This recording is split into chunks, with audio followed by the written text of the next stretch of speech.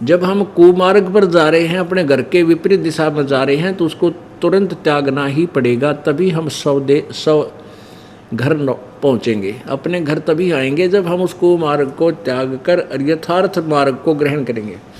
तो भक्ति का जो मार्ग है, परमात्मा पाने का मार्ग है, वो हमारे सदग्रंथों में विद्यमान है। प्रसंग चल रहा है कि हम लाल और लालड़ी की पहचान करने योग्य हो जाएं, तो फिर हम मार नहीं खाएंगे अपने व्यवसाय में। इसलिए ये दास आपको रह रह कर सदग्रंथों के रूबरू कर रहा है। आज सभी समाज शिक्षित है, चाहे बूढ़े हो गए हुए भी शिक्षित है, क्योंकि हमारी उम्र के सारे पढ़े लिखे हैं और बेशक बूढ़े हो गए, पर नज़र इसी कसूती गाड़ रहे हैं सदग्रंथों के ऊपर, क्योंकि हमने भगवान की चाह थी और सदग्रंथों को पढ़ने का हमारा की उमंग थी, लेकिन हम समझे नहीं पाया करते इसमें लिख के रखा है, इसलिए थोड़े 10-5 प्रश्न पढ़ दिया करते, फिर रख देते ठाक है। तो अब इस दास को परमात्मा कबीर देव जी ने, गुरुदेव जी ने एक धार्मिक टीचर बना दिया, आध्यात्मिक गुरु। और टीचर का ये प्रथम कर्तव्य होता है कि वो सिलेबस अनुसार ही साधना कराए, ज्ञान प्रचार करे। जो टीचर अध्यापक शास्त्र के विरुद्ध सिलेबस से बाहर पढ़ाई पढ़ाता है, वो टीचर ठीक नहीं, वो अध्यापक हितकर नहीं है, वो शत्रु है उन विद्यार्थियों का, उनके जीवन का वो नष्ट कर रहा है। तो हमारे जितने भी अभी तक के गुरुदेव थे हिंदू धर्म के, वो सारे ही आउट ऑफ सिलेबस शिक्षा देने वाले थे। इसलिए तो वो हमें आज तक ये नहीं बता सके ब्रह्मा विष्णु महेश के माता पिता कौन है और कौन सा भगवान कितनी शक्ति रखता है। राम नाम रटते रहो, राम नाम रटते रहो, जब तक घट में प्राण, कब हो तो दीन दयाल के भनक पड़ेगी कान। अब कौन से राम का नाम जपे, सबसे पहले ये निर्णय करना हमने। राम की परिभाषा अभी आपको बताई कि जैसे एक विभाग को लेते हैं, जैसे तहसीलदार साहब, एसडीएम साहब, डिप्टी कमिश्नर साहब और कमिश्नर साहब, फिर मंत्री साहब, मुख्यमंत्री साहब, प्रधानमंत्री साहब और राष्ट्रपति साहब। ये सभी स्वामी हैं, ये सभी साहब हैं, लेकिन इन साहबों का अक्षेत्र भिन्न भिन्न है, इनकी अक्षमता मात्र है। ऐसे ही राम समझो तीन लोक के राम हैं, तीन लोक के राम हैं, श्री रजगुण श्री ब्रह्मा जी, सतगुण श्री विष्णु जी और तमगुण श्री शिव जी।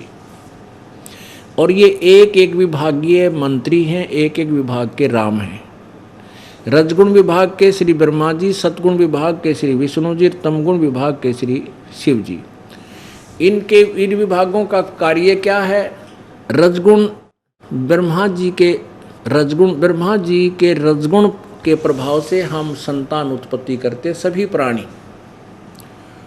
और श्री विष्णु जी के सतगुण के प्रभाव से हम एक दूसरे में मोह ममता रखते हैं। संपत्ति में मोह, पति पत्नी में मोह और बच्चों संतान के अंदर ममता, ये सारा सतोगुण के कारण है। बस इतना काम है इनका। और तमोगुण का के कारण हम लठ बजा दें, 1 मिनट में झगड़ा कर लें, सिर फुड़वा लें, उत्पात मचा दें। तो ये सारे कार्य तीनों भगवानों से हो रहे हैं और इतनी इनकी प्रभुता है, इतना इनका कार्य है। और ये तीनों परमात्मा, ये तीनों प्रभु न तो आपके भाग्य को घटा सकते ना बढ़ा सकते, जैसा कर्म आपने किया वैसा ही देंगे। अब इनसे नीचे और देवता आते हैं, जैसे गणेश जी की पूजा और कार्तिकेय जी की पूजा, अन्य श्याम जी की पूजा। बताइए, ये पूजाएं तो बिल्कुल ही हमारे इतिहास में नहीं है, सदग्रंथों के अंदर पूजा के लिए नहीं कहा। सदग्रंथ मीन चारों वेद और पवित्र गीता जी, पवित्र चारों वेद, पवित्र गीता जी और पवित्र 5वां वेद जो है सूक्ष्म वेद, उसके विषय में तो कोई जानता ही नहीं, उसका भी अभी परमेश्वर की कृपा से इस दास ने ही प्रकाश किया है। तो ये हमारे सद्ग्रंथ हैं जो भक्ति यानी साधना करने और कराने के, और जो 18 पुराण हैं ये हमारे सहयोगी हैं। अब जैसे हम श्री गणेश जी की पूजा करते हैं तो हम श्री गणेश जी के लोक में जाकर उनके गण बन जावांगे, गण, क्योंकि गणेश इसीलिए कहलाता है उन गणों के ऊपर स्वामी, बस इतना मालिक है। और अपने जैसे भी कोई पुण्य थे उनको समाप्त करके वापस ही हम फिर तुरंत ही 84 लाख योनियों में आ जाएंगे। यदि हम श्री ब्रह्मा जी की तो पूजा होती ही नहीं पृथ्वी लोक पर, ये इन्होंने दंत कथा बना रखी है कि भाई इसकी पूजा नहीं करनी चाहिए ब्रह्मा की। और हमारे भगवान यानी सूक्ष्म वेद के अंदर है कि इन तीनों की मिलाकर तीनों का ही की साधना करनी पड़ेगी, तभी आपका यो टेम्परेचर बैलेंस रहेगा। लेकिन हम इनकी पूजा नहीं साधना करेंगे। पूजा और साधना का कैसे अंतर है ये थोड़ा सा समझना पड़ेगा। हम इनका सत्कार करते हैं, पूजा नहीं करते इन भगवानों की।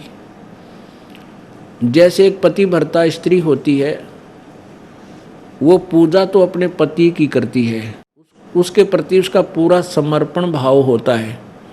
और जब तक वो सहपरिवार में रहती है, जॉइंट फैमिली में रहती है तब तक, और बाद में भी अलग हो जाती है तो भी यथोचित सत्कार देती है। सासू को सास को माँ के तुल्य, ससुर को पिता के तुल्य, और जेठ को बड़े भाई के तुल्य, बाप के तुल्य, और देवर को अपने छोटे भाई की तरह, और ननंद को अपनी बहनों की तरह। तो वो एक विशेष उनके प्रति भी, ऐसे देवर के प्रति भी, उनका देवरानियों के प्रति भी, तो वो उन सब का सत्कार करती है और बहुत ही आदर और शिष्टाचार से उनको पेश आती है। लेकिन वो पूजा अपने पति की करती है। जब वो भिन्न होती है, अलग हो जाती है,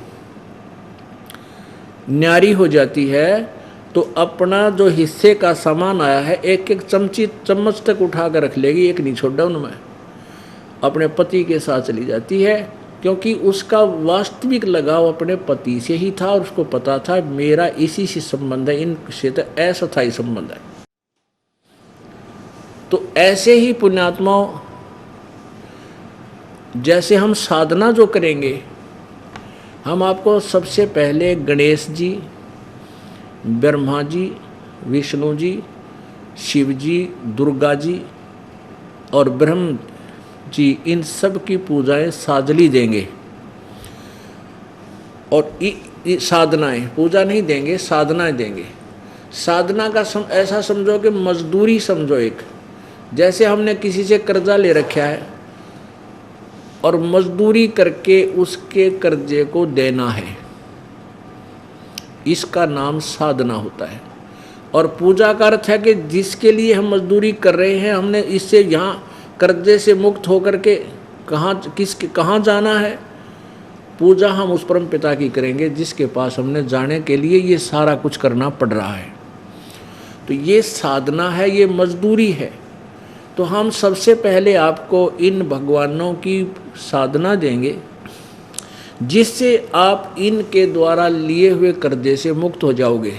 क्योंकि हम विदेश में रह रहे हैं, हमारा देश नहीं है ये, और यहाँ हम जब तक रहेंगे, व्यापार बिजनेस करेंगे, धनी होंगे, तभी तो यहाँ से बाहर जाने का किराया भी कोई नहीं हमारे पास। तो वो यहाँ का कर्जा उतारेंगे, रास्ते का किराया लेंगे, तब हम स्वदेश पहुँचेंगे। तो उसके लिए जैसे आप कहीं विदेश गए हो और वहाँ आपने कोई फैक्ट्री वगैरह ला रखी है, तो उसमें आपका साधना ठीक ना होने, आपकी व्यवसाय ठीक ना चलने से, तो आपका जो टेलीफोन कनेक्शन कट गया, बिजली कनेक्शन कट गया, पानी का कनेक्शन कट गया, पानी का, जल का, तो आप सभी सुविधाओं से वंचित हो गए। अब वो स्थिति आप जी की हो चुकी है कि आप इस काल के लोक में आके और शास्त्र विरुद्ध साधना करके इतने निर्धन हो गए हो कि आपकी सब सुविधाएं बंद हो चुकी हैं, और आपके पिछले संस्कार थे वो सतयुग त्रेता द्वापर में आपने खराब कर दिए। अब कलयुग में प्रत्येक व्यक्ति के ऊपर विशेष आपदाएं हैं, और सभी परमात्मा से इनका समाधान के लिए भी कोशिश करते हैं, पर कोई लाभ नहीं हो रहा।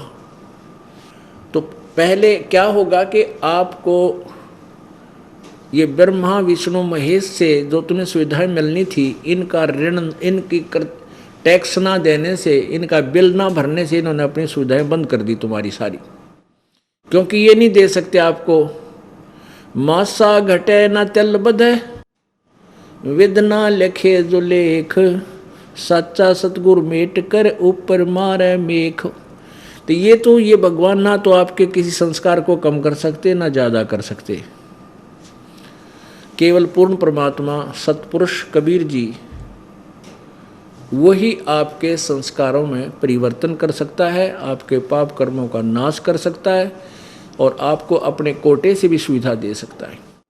तो क्या होगा कि आप इस दास के माध्यम से प्रभु का नाम प्राप्त करोगे, तो ये दास गारंटर बनेगा आपका ब्रह्मा विष्णु महेश के बीच में, और इनसे कहा जाएगा कि आप इनके सुविधाएं इनको दो, ताकि ये आपकी मजदूरी करके तेरा कर्जा उतार सके। तुम इनको ऐसे बंद रखोगे, कर्जा कहाँ से उतारेंगे? तो गारंटर वही होता है जो धनी व्यक्ति होता है, और जिसको गारंटी ये मानते हैं। तो वो कौन होता है? वो संत होता है, परम संत होता है, परमेश्वर का कृपा पात्र होता है।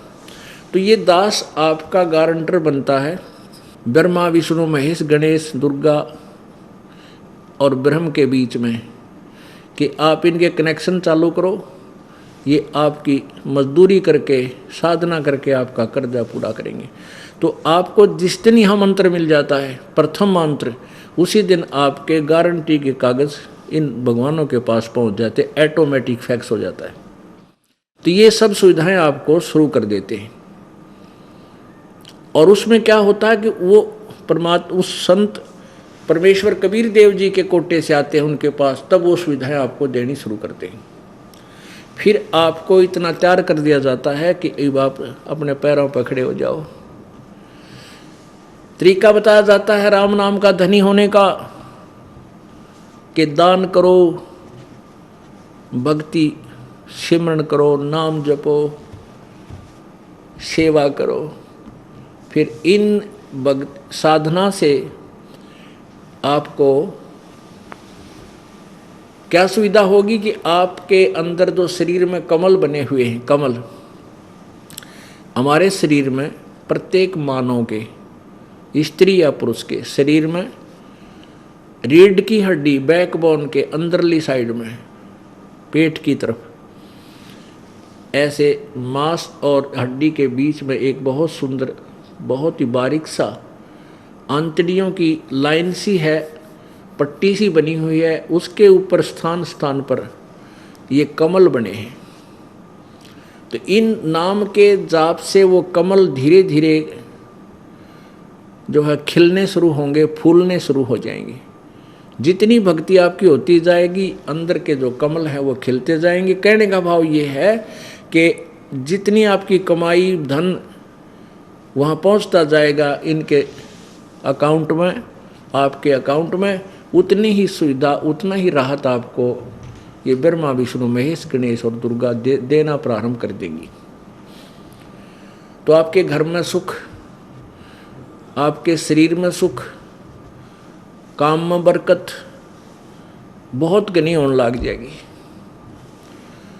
और जब आप यहाँ से चलोगे तो आपके जाने में रास्ते में बाधा नहीं होगी, आप ऋण मुक्त होगे। ब्रह्मा विष्णु महेश गणेश और दुर्गा आपको रोकेंगी नहीं, जाओ भाई हमारे कागज पूरे, हम नहीं रोकेंगे तुम्हें।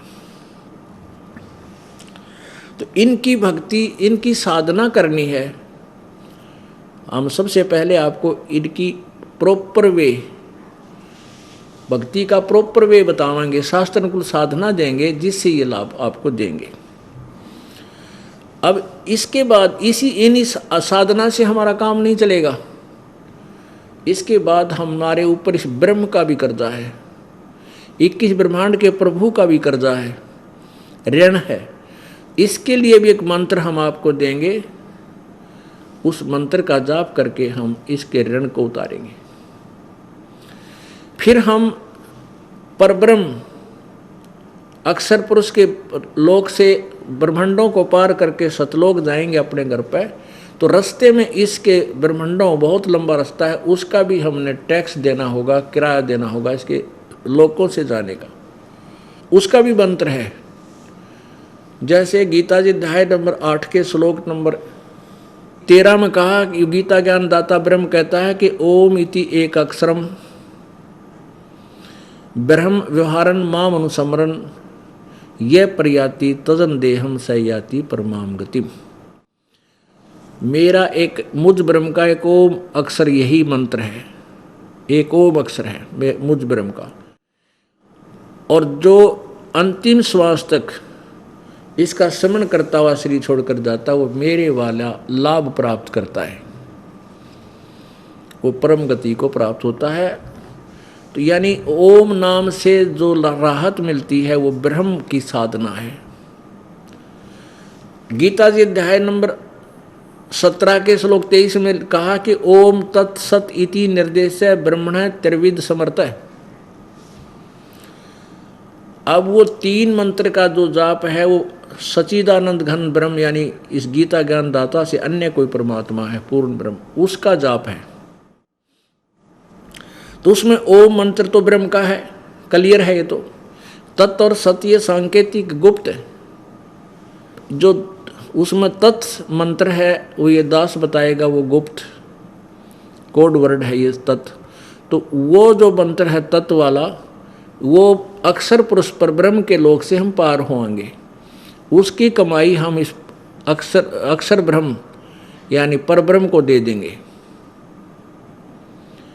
और जो सत्य वो सारनाम है, वो कमाई हमें सतलोक ले जाएगी, वो पूर्ण ब्रह्म की है। अब इन भगवानों की अक्षमता कैसे समझेंगे, इसके लिए एक एग्जाम्पल ये देखिएगा चित्र। ये एक ब्रह्मांड है, एक ब्रह्मांड का लघु चित्र। ये इतना एक ब्रह्मांड है, ये एक ब्रह्मांड है।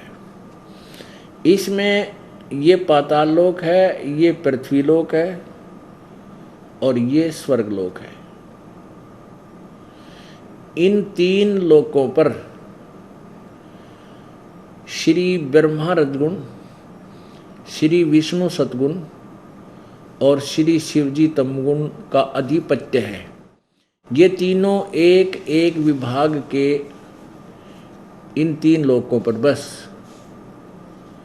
एक एक विभाग के मंत्री हैं। अब इनकी अक्षमता आपके आसानी से समझ में आ जाएगी। और जो इनका पिता है वो ब्रह्म है, उसकी राजधानी यहाँ है। और ये क्या करता है, 3 रूप धारण करता है। ब्रह्मा धारण कर ले, ब्रह्मा का रूप बनाता है, कभी विष्णु रूप बनाता है, कभी शिव रूप बनाता है। इसने यहाँ पर 3 स्थान बना रखे हैं, गुप्त स्थान। एक रजोगुण प्रधान क्षेत्र है, एक सतोगुण प्रधान क्षेत्र है, एक तमोगुण प्रधान क्षेत्र है। और ये दुर्गा को अपने साथ रखता है। जब ये रजोगुण प्रधान क्षेत्र में, ये रजोगुण प्रधान क्षेत्र है, जब ये इसमें होते हैं तो इसमें ये दुर्गा को सावित्री रूप में रखता है। इन दोनों के संयोग से जो पुत्र उत्पन्न होता है वो ऑटोमेटिकली रजगुण युक्त हो जाता है। उसका नाम ये ब्रह्मा धर देते हैं और इसी सकल का हो जाता है। जैसा ब्रह्मा है, यो काल ब्रह्मा का रूप धारण किए बैठा है।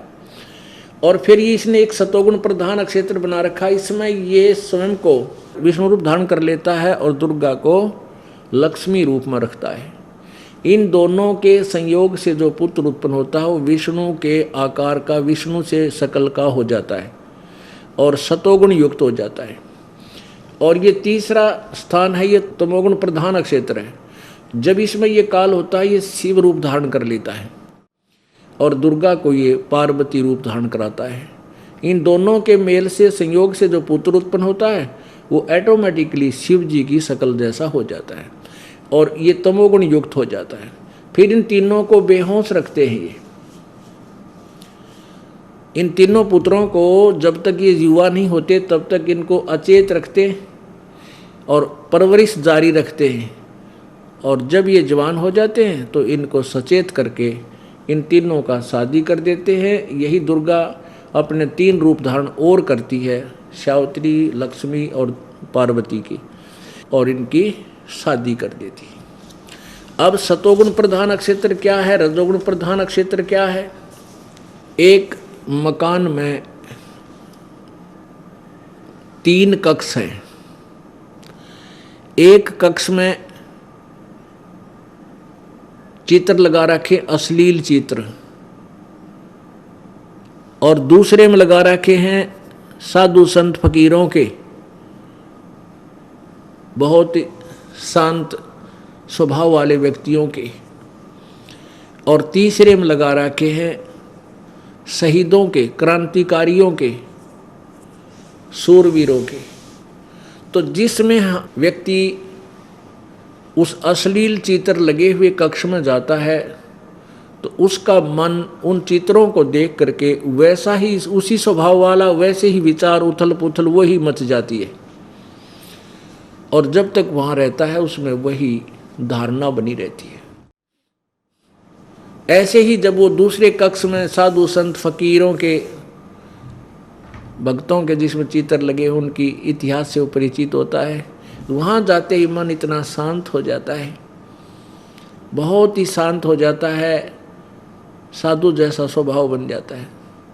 फिर वो तीसरे में जाता है जहाँ शूरवीरों के, शहीदों के चित्र लगे हों, उनकी हिस्ट्री, उनकी कहानी सुनकर याद होती है, उसको याद कर करके, उनके चित्रों को देख करके, उनकी लीलाओं को देख, उनके जो सैक्रिफाइस को देख करके उसी तरह का विचार आने लग जाते हैं और उसी तरह खून खौलने लग जाता है, यानी वैसे विचार बन जाते हैं।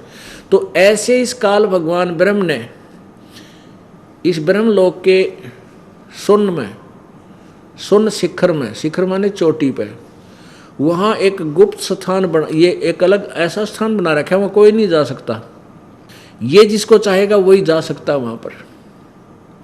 तो इसने ये 3 स्थान बना रखे हैं, और स्वयं ये जब रजोगुण प्रधान क्षेत्र में होता है तो दुर्गा को सावित्री रूप में रखता है।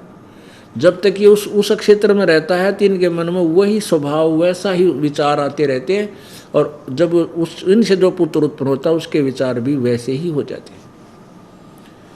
इसी प्रकार दूसरा सतोगुण प्रधान क्षेत्र है, जब ये वहाँ होते हैं तो ये विष्णु रूप धारण कर लेता है और दुर्गा को लक्ष्मी रूप धारण कराता है। इन दोनों के जब तक ये वहाँ रहते हैं इनके विचार वैसे ही रहते हैं, साधु स्वभाव वाले, तो इनके संयोग से जो पुत्र उत्पन्न होता है उस बच्चे में भी वही गुण होते हैं। तीसरा तमोगुण प्रधान क्षेत्र है, जब ये वहाँ जाते हैं और ये स्वयं शिव रूप में रहता है काल, और दुर्गा को पार्वती रूप में रखता है। इनके संयोग से जो पुत्र उत्पन्न होता है उसकी शकल भी शिव जी जैसी और गुण भी तमोगुण युक्त हो जाता है। और फिर इनको युवा होने पर एक एक विभाग का मंत्री बना देता है। इस काल भगवान को श्राप लगा है 1 लाख मानुष शरीरधारी प्राणियों के सूक्ष्म शरीरों को तपस्या के ऊपर डेली खाने का। तो वो कैसे खाता है कि ये ऊपर का कवर तो यहीं रह जाता है, ये शरीर हमारा स्थूल शरीर, अंदर इसके सूक्ष्म शरीर है, और सूक्ष्म शरीर के अंदर हमारे अंदर एक ऐसी वासना जमा होती है, जैसे हम खट्टे मीठे चटपटे जो भी पदार्थ खाते हैं, विषय वासना करते हैं, इनका अंश सूक्ष्म शरीर में भी समा जाता है। और उस सूक्ष्म 1 लाख मानव शरीरधारी प्राणियों के सूक्ष्म शरीरों को तपस्या पर भूनता है। ये एक बहुत बड़ी पत्थर की टुकड़ी तवानुमा है, और वो अपने आप गर्म रहती है, बहुत हीट रहता है उस पर, उसके ऊपर डाल दिए जाते हैं, इनमें से गंध निकालता है, उसको ये काल खाता है, ब्रह्म खाता है। और जीव मरता नहीं, इनको भेज देता है, फिर अपने कर्म भोगो, जैसा कर्म किया वैसा फल पाओ, ये विधान बना के यहाँ छोड़ रखे। अब फिर देखिएगा, अब हम इन भगवानों की सतिथि से परिचित होंगे, इन प्रभुओं की क्षमता से परिचित होंगे, तभी तो हम सेलेक्ट करेंगे कौन सा भगवान पूजा, किसकी पूजा करें। तो अब देखना, फिर देखें इस लघु चित्र को। ये है एक ब्रह्मांड का लघु चित्र। अब आपने जाना कि एक ये पाताल लोक, पृथ्वी लोक और ये स्वर्ग लोक, इन 3 लोकों पर, 3 स्थानों पर इन तीनों भगवानों का अधिपत्य है, एक एक विभाग के मंत्री हैं ये। और ये काल भगवान पूरे ब्रह्मांड का संचालक है, ये यहाँ रहता है अलग से, और इसने यहाँ एक ब्रह्मलोक बनाया हुआ है, ये ब्रह्मलोक है, ये इतना ब्रह्मलोक है।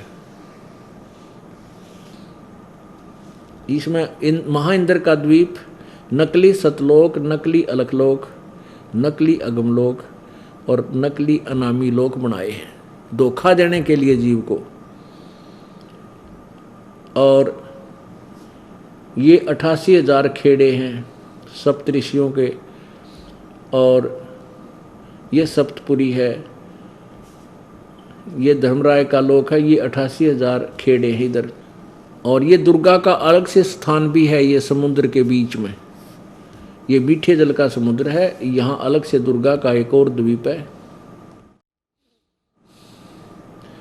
और ये जब चाहे इस दुर्गा को इस रास्ते से यहाँ ले लेता है ऊपर, और इधर से ये आकर के पूरे ब्रह्मांड में अपना कार्य करती रहती है। इधर कोई नहीं जा सकता इनकी आज्ञा बिना, और इधर कोई नहीं जा सकता इस काल की आज्ञा के बिना, यहाँ कोई नहीं जा सकता। इनको इसी रास्ते में और इसी क्षेत्र में ये यहाँ ही उलझा कर रखता है।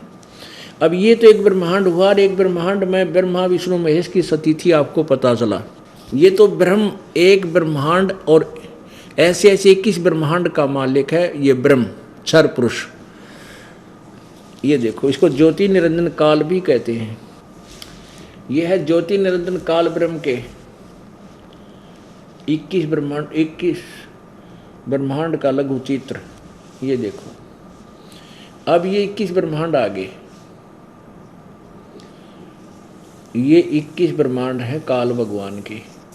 और इसने क्या किया हुआ है कि जैसे एक महाब्रह्मांड बनाया है, इसमें 5 ब्रह्मांडों का एक ग्रुप बनाकर महाब्रह्मांड बना दिया। ऐसे ऐसे 4 महाब्रह्मांडों में 20 ब्रह्मांडों को रोक दिया, फिर यहाँ एक और बंद लगा दिया। इसके बाद इसने 21वां ब्रह्मांड ये अपने लिए रखा है अलग। पुण्यात्मो, अब ब्रह्मा विष्णु महेश एक ब्रह्मांड में एक विभागीय मंत्री हैं, और ये है ये ब्रह्म का 21 ब्रह्मांड। अब देखो, पूरे असंख्य ब्रह्मांडों की सतिथि। अब यहीं आइए, फिर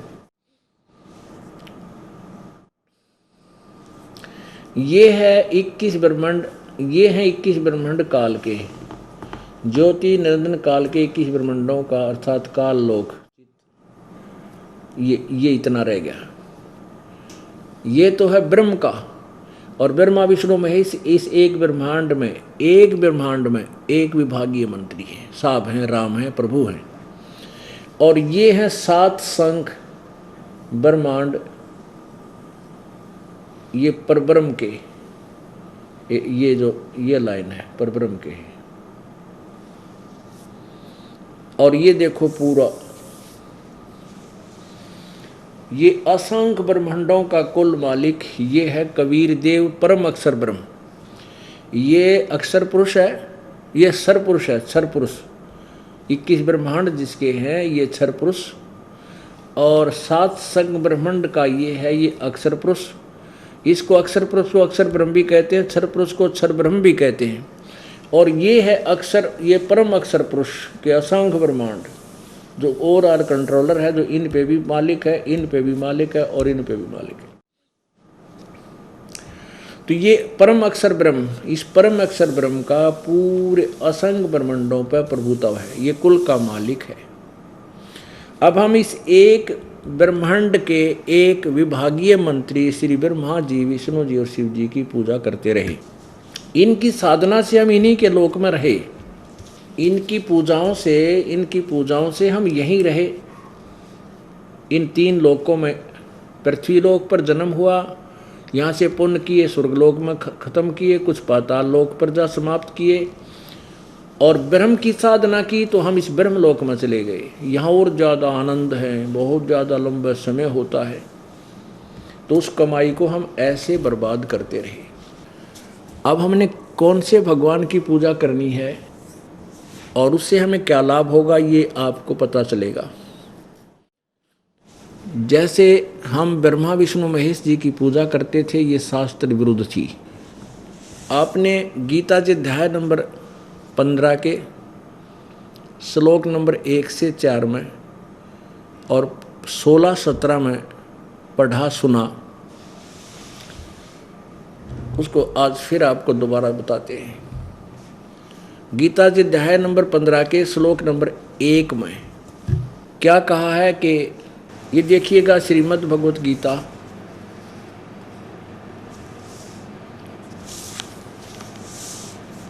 अथ पंचदशो अध्याय, इसमें क्या कहा है कि ऊर्ध्व मूलम अधः शाखम अश्वत्थम प्राहु अव्यम छंदासी यस्य प्रणानि ये तम वेद स वेदवित्।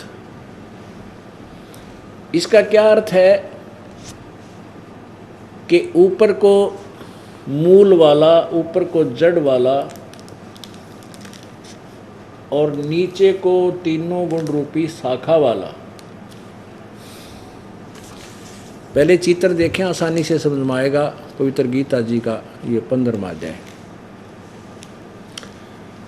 ऊपर को जड़ वाला और नीचे को तीनों गुण रूपी शाखा वाला। रजगुण ब्रह्मा जी, सतगुण विष्णु जी, तमगुण शिव जी रूपी तो शाखा समझो टहनी, और ये जड़ जो है ये पूर्ण परमात्मा परम अक्षर ब्रह्म,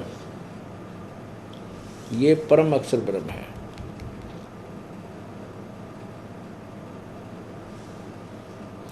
ये पूर्ण ब्रह्म परमेश्वर है। अब पौधे को तने, वृक्ष को तने से आहार चलना, जड़ से आहार चलता है तना में, तना से डार में, डार से फिर शाखाओं में आता है, और फिर आगे ये संसार पात रूपी संसार है जो इन पर आश्रित है, टहनियों पर। और इसका अर्थ ये है गीता जी अध्याय नंबर 15 के श्लोक नंबर 1 का कि ऊपर को जड़ वाला, अधः शाखम नीचे को शाखा वाला, ये संसार रूपी पीपल का अविनाशी वृक्ष कहा है। और जो इसके सभी, जो व्यक्ति, जो संत इस संसार रूपी वृक्ष के सभी छंदों को, विभागों को पत्तों सहित जानता है, स वेदवित्, वो वेद के तात्पर्य को जानने वाला है, अर्थात वो तत्वदर्शी संत है। तत्वदर्शी संत की पहचान बताई है इसमें, ये देखिएगा। तो वो तत्वदर्शी संत कौन थे? परमेश्वर कबीर जी स्वयं आए थे, उन्होंने ये भेद बताया था। अक्षर पुरुष एक पेड़ है, निरंजन वा की डार, और तीनों देवा शाखा हैं, ये पात रूप संसार। हे भगवान, एक का दोए में, और 15वां अध्याय समझा दिया सारा। एक ही मंत्र में सूक्ष्म वेद का मंत्र है ये, कबीर जी की वाणी का, परम अक्षर ब्रह्म की वाणी का। ऊर्ध्व मूलम अधः शाखम अश्वत्थम प्राहु अव्यम छंदासी यस्य प्रणानि ये तम वेद स वेदवित्। अब देखिएगा इनका अनुवाद। 15वें अध्याय का प्रथम मंत्र अनुवाद किया है आदि पुरुष परमेश्वर मूल वाले। अर्थात इनका कहने का भाव ये है कि जो जड़ है उस संसार रूपी वृक्ष की, वो आदि पुरुष परमेश्वर यानी परम अक्षर ब्रह्म है। ये अनुवाद इन्होंने सही किया है। आदि पुरुष परमेश्वर मूल वाले, ये मूल रूपी जो है, मूल जो है ये पूर्ण परमात्मा है, और आगे आगे का ज्ञान नहीं दिया गीता ज्ञानदाता ने, उसको पता नहीं। आदि पुरुष परमेश्वर मूल वाले, अधः शाखम ब्रह्मा रूप मुख्य शाखा वाले नहीं, ये अनुवाद गलत है। ये देखिएगा दूसरे अध्याय दूसरे श्लोक में इन्होंने अधः माने क्या किया, अधः माने नीचे, अधः माने नीचे। तो हम यहाँ इसको ठीक करेंगे, अधः शाखम ऊर्ध्व मूलम ऊपर को शाखा वाला और नीचे को ऊपर को जड़ वाला, नीचे को शाखा, अधः शाखम नीचे को शाखा वाले। इस संसार रूपी पीपल के वृक्ष को अविनाशी कहते हैं। इन्होंने जैसा अनुवाद किया यही पढ़ेंगे पहले। वेद जिसके पत्ते कहे गए हैं, उस संसार रूप वृक्ष को जो पुरुष मूल सहित तत्व से जानता है वह वेद के तात्पर्य को जानने वाला, अर्थात वह मूल सहित और पत्तों सहित जानता है, अब प्रत्येक विभाग को जानता है, मूल सहित ही, मूल सहित में सबको जानता है, तो वो तत्व से जानता, वह वेद के तात्पर्य को जानने वाला, अर्थात वह तत्वदर्शी संत है। गीता जी अध्याय नंबर 4 के श्लोक नंबर 25 से लेकर और 30 तक गीता ज्ञान दाता ने अपना मत बताया है कि कोई तो साधना ऐसी करता है, कोई साधना ऐसी करता है, कोई तो देवताओं की पूजा करके ही उसको फाइनल मान बैठा है, और कोई यज्ञ आदि करता है, कोई हवन तक सीमित है। अब देखना पुण्यात्माओं, ये एक सिलेबस है, एक अलग से आपकी क्लास है। ये सोच लो कि हमने थोड़ा सा समय भगवान के लिए देना पड़ेगा और इसकी ट्रेनिंग लेनी पड़ेगी, तब हम भक्ति करने योग्य रहेंगे। अब देखिए अध्याय नंबर 4 श्लोक नंबर 25। अब ये क्या बता रहा गीता ज्ञानदाता कि कोई तो ऐसी पूजा करता है, कोई ऐसी। दूसरे योगीजन देवताओं के पूजन रूप यज्ञ को ही भली भांति अनुष्ठान किया करते हैं। देवताओं की पूजा रूपी यज्ञ, यानी यही अनुष्ठान, यही धार्मिक कर्म है उनके, देवताओं की पूजा करना। और अन्य साधक योगीजन ब्रह्माग्नौ, ब्रह्म यानी परमात्मा ब्रह्म की साधना करते हैं और यज्ञों के द्वारा ही करते हैं, हवन आदि किया करते हैं। और 26 में कहा कि अन्य योगीजन श्रोत्र आदि समस्त इंद्रियों को संयम रूप अग्नि में हवन किया करते हैं, यानी आँख कान बंद करके बैठे रहें। और अन्य दूसरे शब्द आदि समस्त विषयों को इंद्रियों रूप अग्नि में हवन किया करते हैं। 27 में कहा कि दूसरे योगीजन इंद्रियों को की संपूर्ण क्रियाओं को और प्राणों की समस्त क्रियाओं को ज्ञान से प्रकाशित आत्म संयम योग रूप अग्नि में हवन किया करते हैं।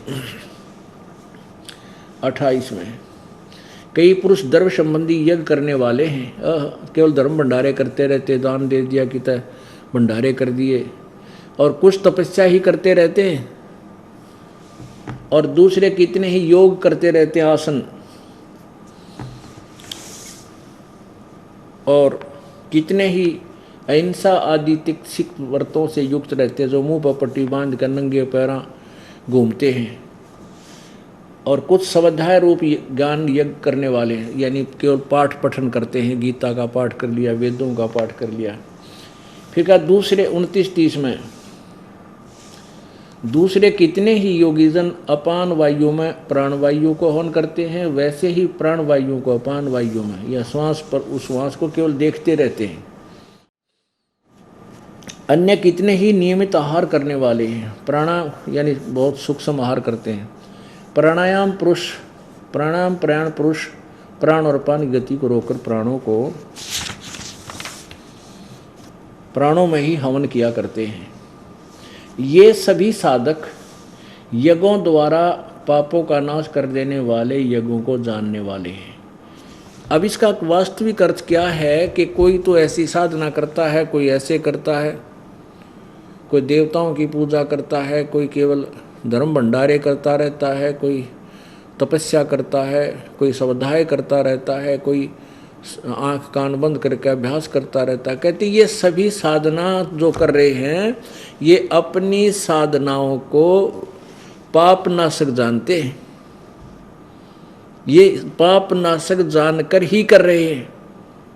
और 32वें श्लोक में कहा है कि इस तरह की वास्तविक, इस तरह की अन्य बहुत विस्तार से साधनाएं उस सच्चिदानंद घन की वाणी में लिखी हैं, उस परमेश्वर के सूक्ष्म वेद में कहा है, वो तत्व ज्ञान उसमें लिखा। उस तत्व ज्ञान को 34वें श्लोक में कहा है, चौथे अध्याय में, कि उस तत्व ज्ञान को तत्वदर्शी संतों के पास जाकर समझ। इससे सिद्ध है कि गीता जी का ज्ञान कंप्लीट नहीं है।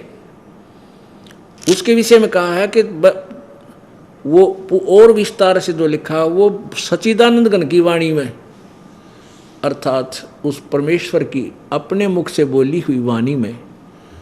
वो कौन सी है? वो कबीर वाणी, उसमें विस्तार से कहा है, उसको समझ। अब देखो कमाल कर रखा है, अध्याय नंबर 4 का और श्लोक नंबर 32। इस प्रकार और भी बहुत तरह के यज्ञ, अब इन्होंने यहाँ गड़बड़ कर दी, ब्रह्मणे का अर्थ वेद कर दिया। यहाँ करना था सच्चिदानंद घन की वाणी में, यानी परम अक्षर ब्रह्म पूर्ण परमात्मा की वाणी में विस्तार से कहे गए हैं। उन सब को तू कर्मों से उत्पन्न होने वाले जान, मन कर्म इंद्रिय और शरीर इसके क्रिया द्वारा संपन्न होने वाले जान। इस प्रकार तत्व से जानकर उनके अनुष्ठान द्वारा तू कर्म बंधन से सर्वदा मुक्त हो जाएगी। यानी इस सच्चिदानंद घन की वाणी में जो वर्णन दिया है, जो साधना लिखी हैं, उनको जान, वो कर्मों से काम करते करते पूर्ण होती हैं, और उनको तत्व से जानकर तो पूर्ण रूप से कर्म बंधन से मुक्त हो जाएगा, तेरा पूर्ण मोक्ष हो जाएगा। अब ये निर्णय करते हैं, ये ब्रह्मणे का अर्थ क्या होता है। अब देखो सच्चिदानंद घन, यहाँ ब्रह्मणे का अर्थ ने वेद लिख दिया, क्योंकि ज्ञान तो था नहीं। इन्होंने कई जगह ब्रह्म का अर्थ भी वेद किया है, नहीं हो सकता, किसी सूरत में भी नहीं हो सकता ब्रह्म का अर्थ वेद, क्योंकि ब्रह्म भगवान है और वेद उसका संविधान है। जैसे हमारे देश का संविधान तो संविधान है और राजा राजा है, तो यदि हम राजा का अर्थ संविधान करते हैं कहीं पर, तो हम उसका अनुवाद ठीक नहीं कर पा रहे, हम समझ नहीं रहे उस सेंटेंस को। तो इन्होंने ऐसा ही गड़बड़ कर दी। ब्रह्मणे का अर्थ है बड़ा भगवान, यानी सच्चिदानंद घन परमात्मा, जो गीता ज्ञान दाता से अन्य है। ये देखिएगा 17वां अध्याय नंबर 17 का श्लोक नंबर 23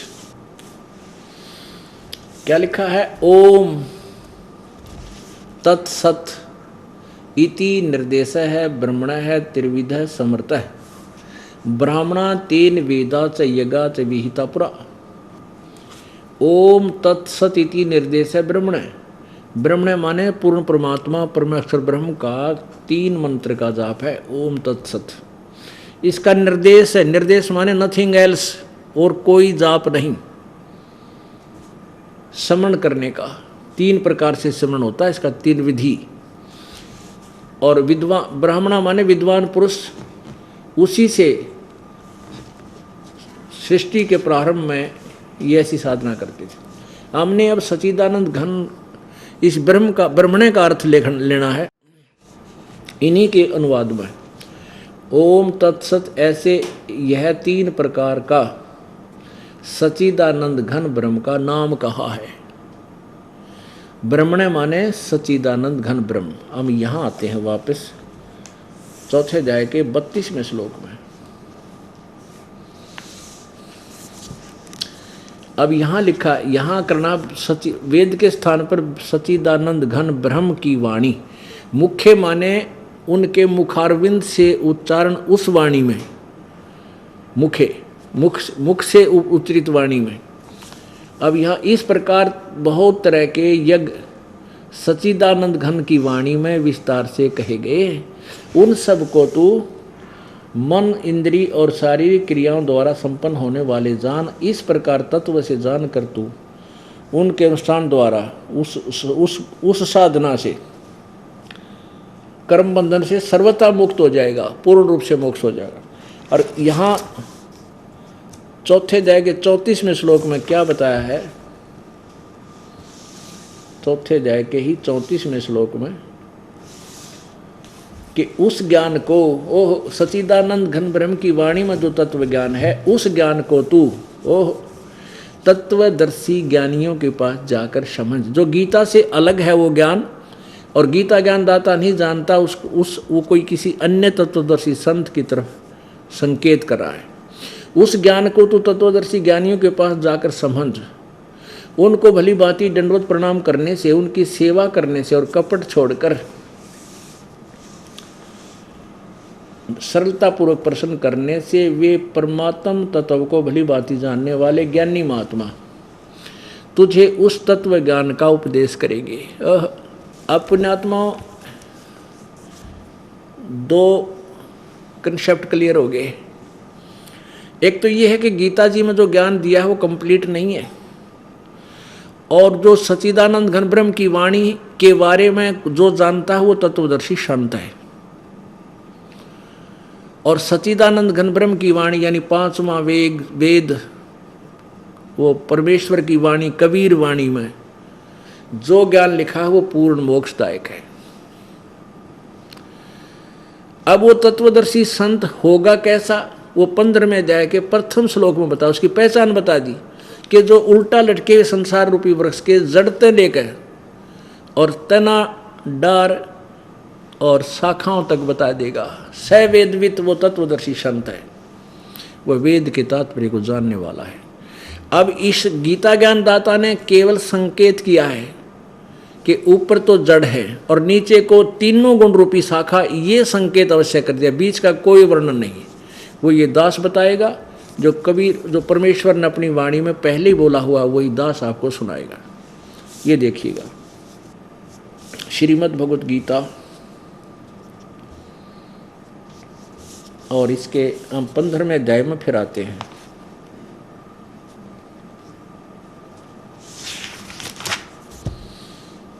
अथ पंचदशो अध्याय।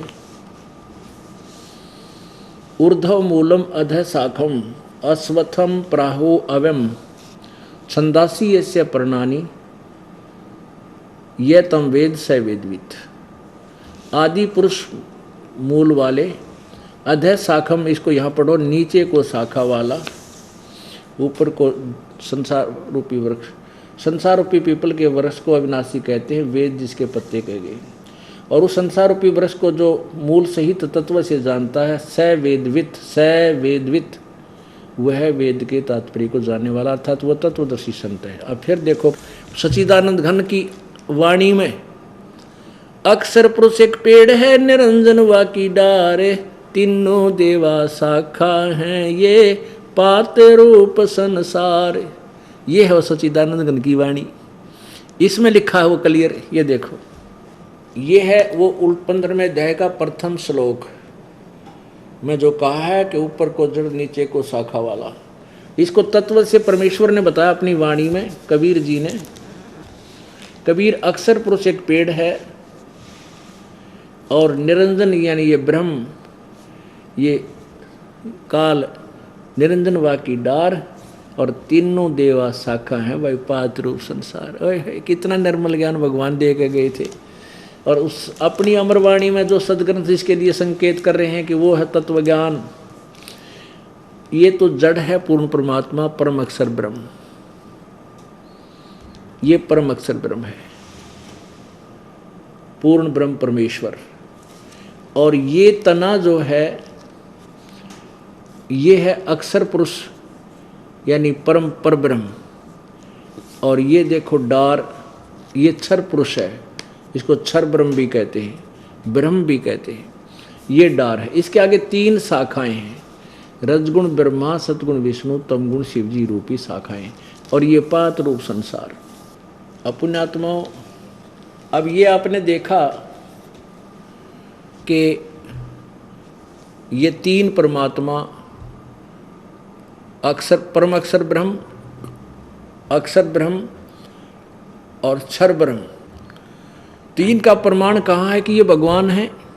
अब गीता जी क्लियर करेगी 15वें अध्याय का 16 और 17 मंत्र आपको 3 भगवान सिद्ध करेगा।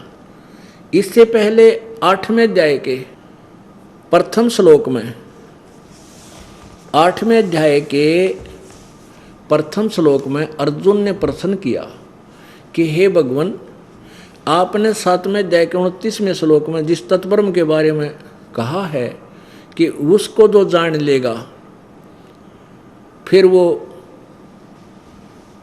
संसार की किसी वस्तु की इच्छा नहीं करता, वो जन्म मरण से ही छुटकारा पाने की चेष्टा करता है, जरा मरण से छुटकारा पाने की ही चेष्टा करता है। तो वो तत्ब्रह्म है कौन? 8वें अध्याय के 3 श्लोक में उत्तर दिया है गीता ज्ञानदाता ने कि वो परम अक्षर ब्रह्म है। वो परम अक्षर ब्रह्म है, यानी गीता ज्ञानदाता ब्रह्म है और वो परम अक्षर ब्रह्म की तरफ संकेत कर रहा है।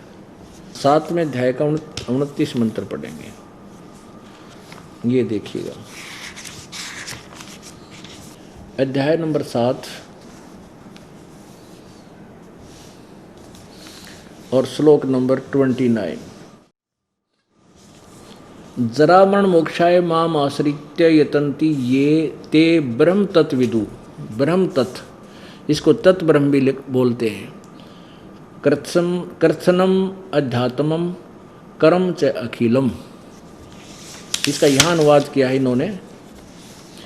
जो मेरे शरण होकर, गीता ज्ञानदाता का, जरा और मन से छूटने के लिए यत्न करते हैं, वे तत् ब्रह्म, वे इस तत् ब्रह्म यानी तत् ब्रह्म, उस ब्रह्म को, तत् ब्रह्म, ब्रह्म तत् ब्रह्म, उस ब्रह्म को, संपूर्ण अध्यात्म को तथा संपूर्ण कर्मों को जानते हैं।